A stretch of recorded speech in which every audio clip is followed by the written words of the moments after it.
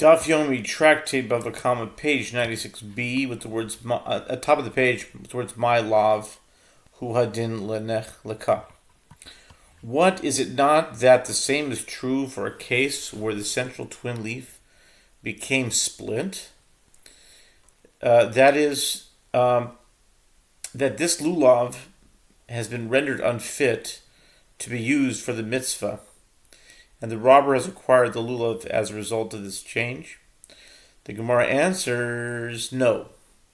The case where it was removed is different, as the result is that it is lacking, and an incomplete lulav is certainly unfit. But if the leaf remains in place, albeit split, it does not necessarily render the lulav unfit. The lulav has not been changed, and therefore the robber does not acquire it. There are those who say that the question was resolved as follows. Come and hear that which Rabbi Matun says that Rabbi Yehoshua ben Levi says, if the central twin leaf became split, it becomes like a lulav whose central twin leaf was completely removed and is unfit. If so, learn from this statement that if the central twin leaf became split, the robber has acquired the lulav as a result of the change. Rav Papa said, this one who robbed another of earth and fashioned it into a brick has not acquired it due to the change. What is the reason for this? It is that he can return it and convert it back into earth. By contrast, if he robbed another of a brick, and by crushing it and turning it to earth, he has acquired it due to the change.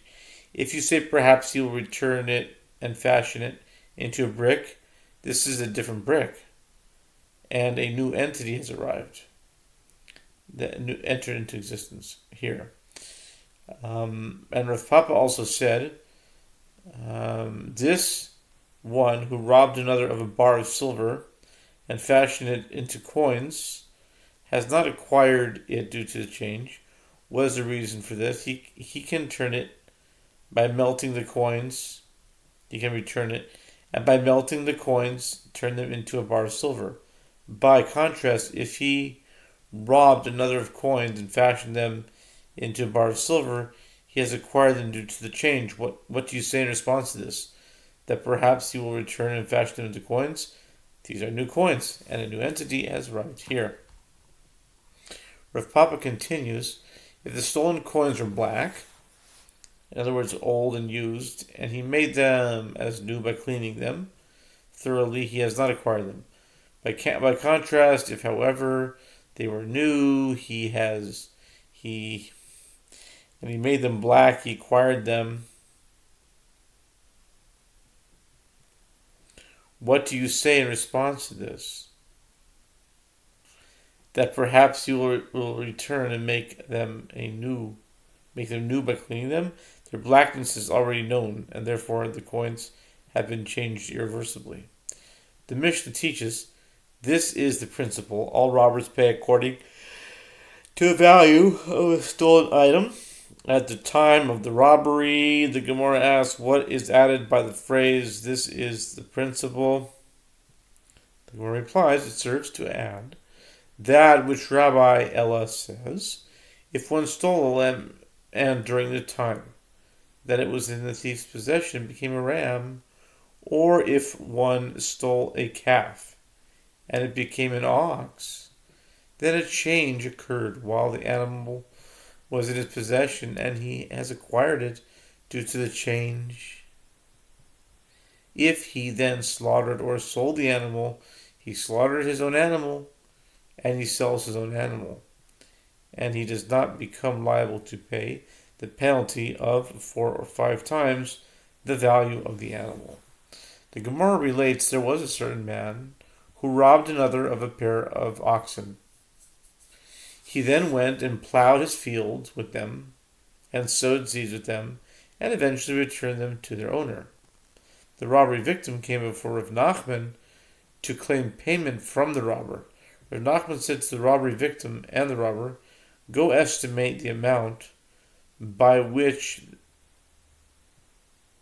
the value of the land was enhanced during the time that the pair of oxen was in possession of the robber, and the robber must pay that amount." Rava said to Rav Nachman, "Did the oxen alone enhance the value of the land? Did the land not become enhanced in and of itself? Perhaps not all of the enhanced value of the land was due to the labor performed by the oxen." Rav Nachman said, "Did I say that they should estimate and give him all of the enhanced value? I said only half."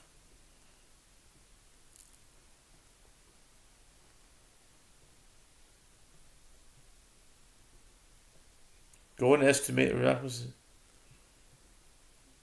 Nachman said,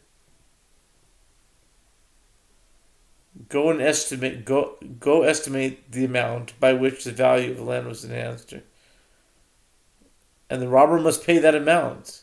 He didn't say half. He didn't say half. Rav Nachman didn't say half.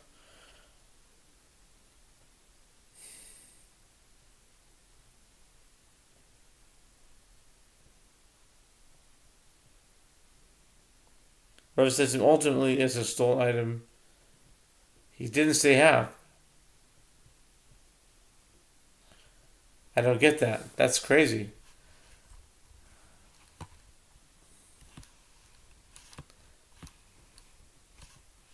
If Nachman said to the Shavchad Yashbach, that's all he said.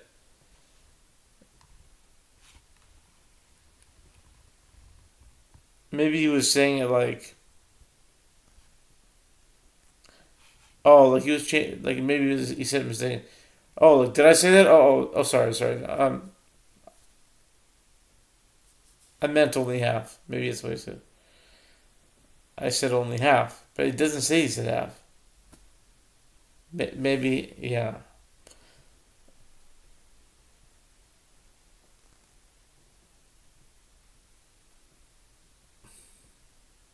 Paul, no, he didn't say half. He didn't say half. Okay, whatever. Let's continue. Rava said to Rav Nachman, "Did the oxen alone enhance their value of the land? Did the land not become enhanced in of itself?" Okay. You should pay half. Okay. Rava said to him, "Ultimately, it is stolen item, and is returned as it was at the time of the robbery. As we learned in the Mishnah, all robbers pay according to the value of the stolen item at the time of the robbery. Why should the robber also pay the owner half the value of the enhancement?" Rav Nachman said to Rava, "Didn't I tell you that when I'm sitting in judgment, do not say anything to me? Do not question or comment on my rulings. Indication that my rulings should not be questioned is, as our friend Huna said about me, that King Shapur and I are brothers with regard to monetary laws. In other words, with regard to monetary laws, my opinion is equal to that of Shmuel. This man is an experienced robber, and I wish to penalize him. Therefore, I compelled him to pay the enhanced value, although by right he is not obligated to do so." Okay. The Mishnah, new Mishnah. If one robbed another of an animal and it aged while in his possession, consequently diminishing his value, or if one robbed another of Canaanite slaves and they aged while in his possession, they have been changed. The robber therefore pays according to the value of the stolen item at the time of the robbery. Rabbi Meir says, with regard to Canaanite slaves, he says to the robbery victim, "That which is yours is before you."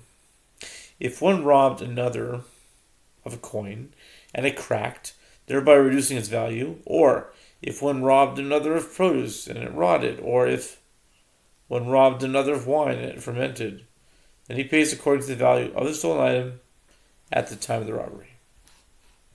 If he robbed another of a coin and it was invalidated by the government, or if he robbed another of truma and it became ritually impure, or if he robbed another of leavened bread and Passover lapsed over it, and therefore it is prohibited to derive benefit from it, or if he robbed another of an animal and a sin was performed with it, thereby disqualifying it for use as an offering, or if the animal was disqualified from being sacrificed upon the altar for some other reason, or if the animal was going out to be stoned because it gored and killed a person at some point after the robbery, the robber says to the robbery victim, "That which is yours is before you."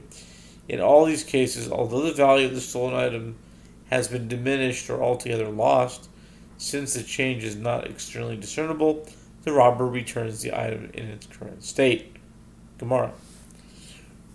With regard to the Mishnah's statement that one who robbed another of an animal that aged pays what its value was at the time of the robbery, Rav Papa says, it is not so that aged means that it actually aged, but even if the animal was weakened, with which is a less significant change, it is still considered changed, and the robber has acquired the animal.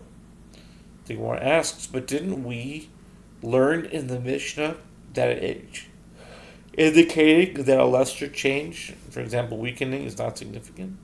The Gemara responds, Rav Papa was speaking of weakening that is like aging. In other words, the animal became so weak that it will not return to its former health. Mar Kashisha, son of Rav Chizda, said to Rav Ashi, this is what they say in the name of Rabbi Yochanan. Even if one stole a lamb and it became a ram, or a calf and it became an ox, it is considered that a change occurred while the animal was in the robber's possession, and he has acquired it due to its change. If he then slaughtered or sold the animal, he slaughters his own animal and he sells his own animal, and he does not become liable to pay the penalty of 4 or 5 times the value of the animal. Rav Ashi said to him, didn't I say to you, do not exchange the names of the men in whose name you are transmitting words of Torah? That statement was stated in the name of Rabbi Ella, not in the name of Rabbi Yochanan.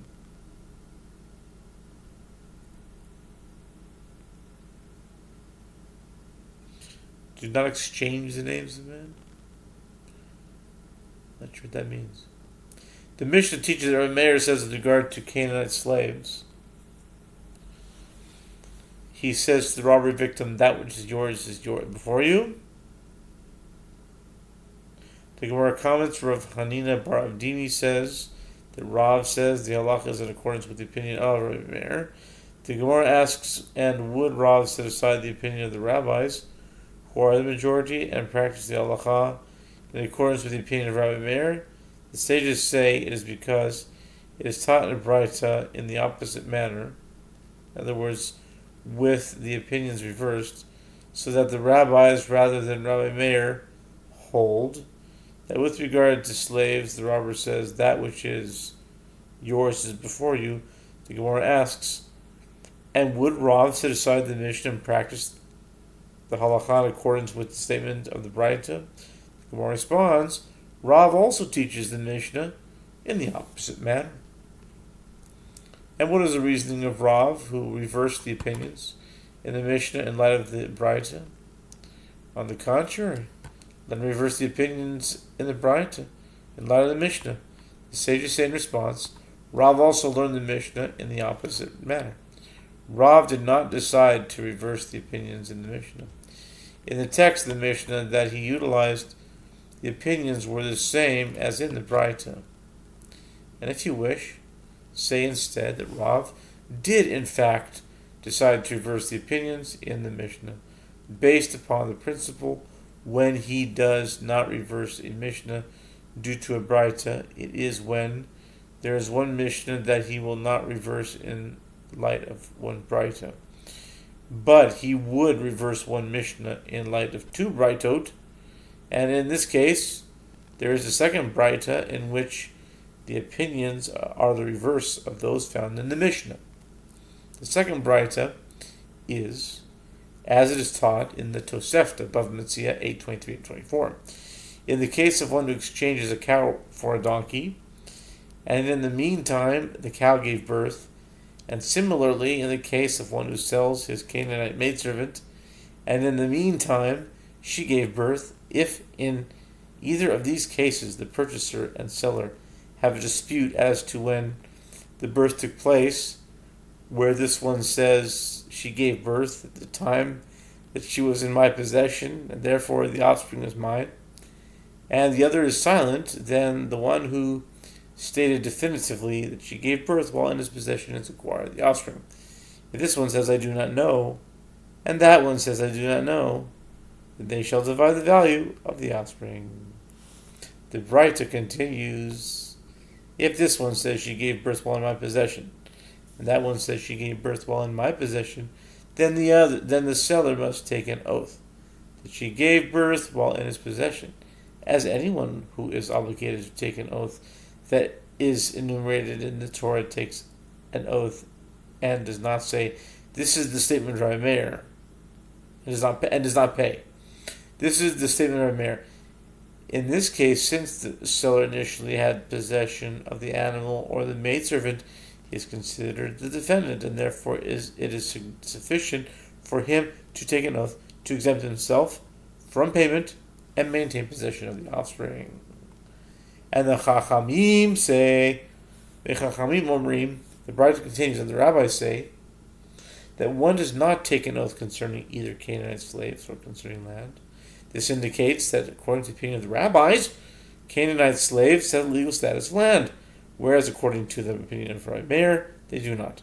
It follows, then, that in the Mishnah, here as well, it is the rabbis, not Rabbi Meir, who maintain that, with regard to slaves, one says, that which is yours is before you, as one does with regard to land. The Gemara asks, if it is true that the opinion that the Mishnah attributed to Rabbi Meir was attributed by Rav to the rabbis, then this praise, the halacha is in accordance with the opinion of Rabbi Meir, is imprecise. Rav should have said that the halacha is in accordance with the rabbis.